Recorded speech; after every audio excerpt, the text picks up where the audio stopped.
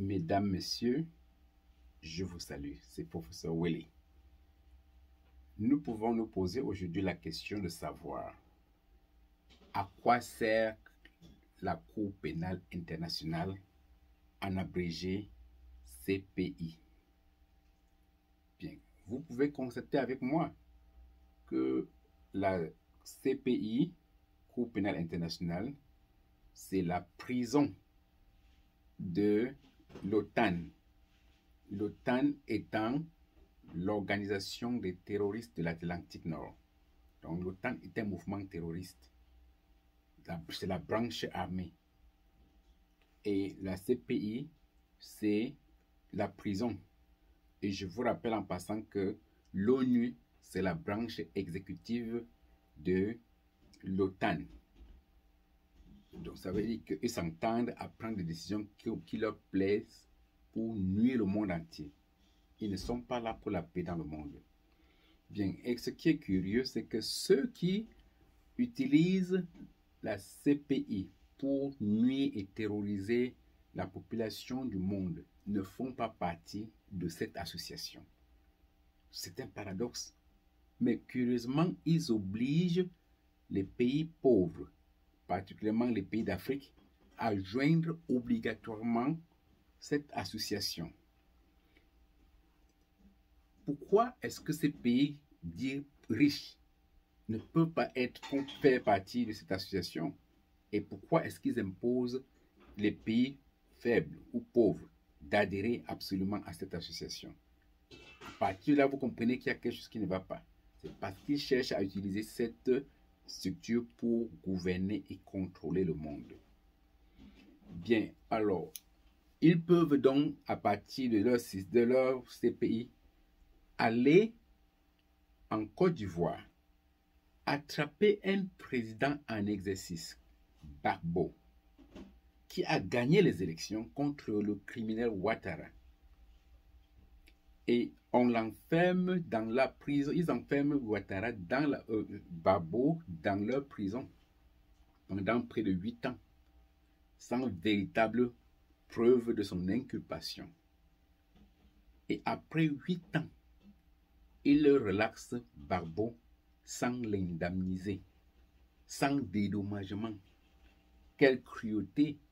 Et entre-temps, ils ne disent rien, ils ne font rien contre Ouattara, le terroriste au service des Français. Ça ne va pas. Il y a un manque de logique dans tout cela. Ils peuvent détruire tout un pays pour aller attraper un pauvre Gbagbo. Mais ces jours-ci, nous avons constaté une grande personnalité de la Russie, une dame. Elle s'est rendue récemment à l'ONU.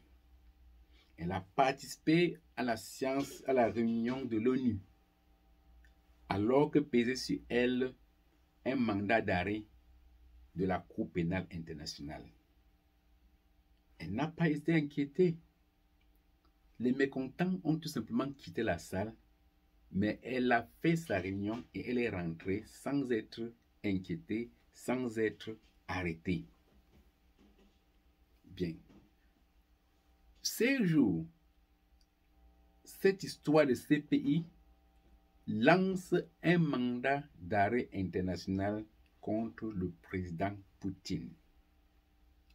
En le faisant, cette association se tire une balle dans la tête parce qu'elle ne pourra jamais mettre en exécution l'arrestation de Poutine.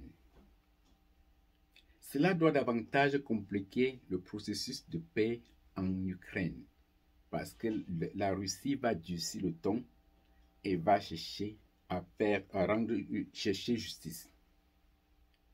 Bien, alors, ils ont condamné Poutine, mais je puis vous rassurer que Poutine, vous avez vu, il se promène librement, il va où il veut sans être inquiété. Et je puis vous garantir que Poutine sera bel et bien en Afrique du Sud, dans le sommet des BRICS. Et s'il ne s'y présente pas, ce n'est pas parce qu'il a peur d'être arrêté, mais ça peut être pour une raison quelconque. Donc, ils n'ont aucun moyen pour arrêter Poutine. Cette association des terroristes démontre maintenant qu'elle ne vaut rien et qu'elle ne sert à rien. Étant dans l'incapacité d'arrêter Poutine, cette association montre son incapacité, sa nullité, que c'est la raison des plus forts. C'est la raison des plus forts, ou bien la raison... En fait, chacun comprend ce que je dis, mais en réalité, pour me répéter, ils se sont tirés une balle dans la tête. Et on peut aujourd'hui se poser la question suivante. Et oui, ils ont condamné Poutine.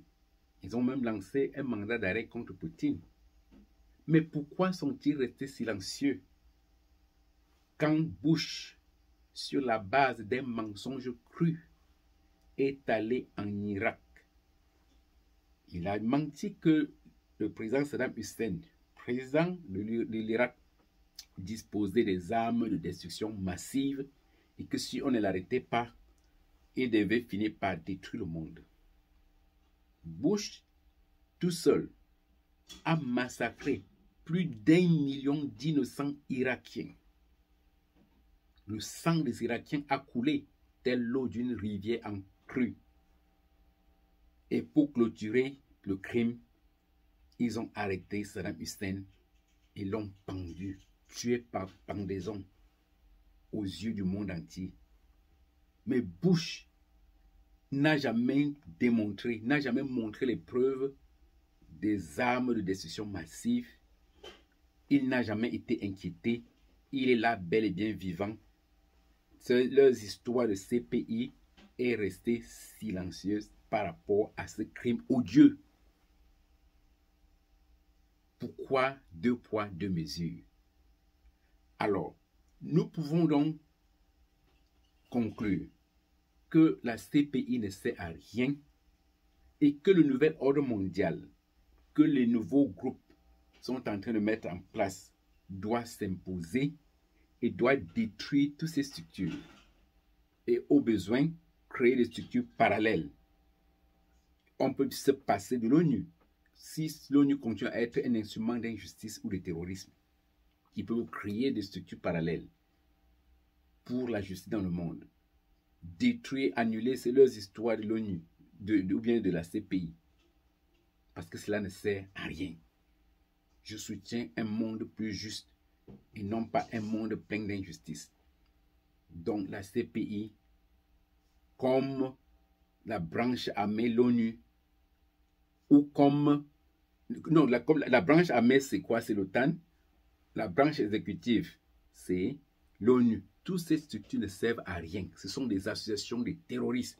Le monde a marre d'être terrorisé et il faut qu'ils arrêtent leur désordre et qu'on crée des structures d'une véritable paix mondiale. La paix mondiale est très menacée à cause de l'injustice de ceux-là qui croient gouverner encore le monde. Il faut que ça s'arrête. Il faut que ça s'arrête maintenant. La CPI ne sert à rien. C'est fini.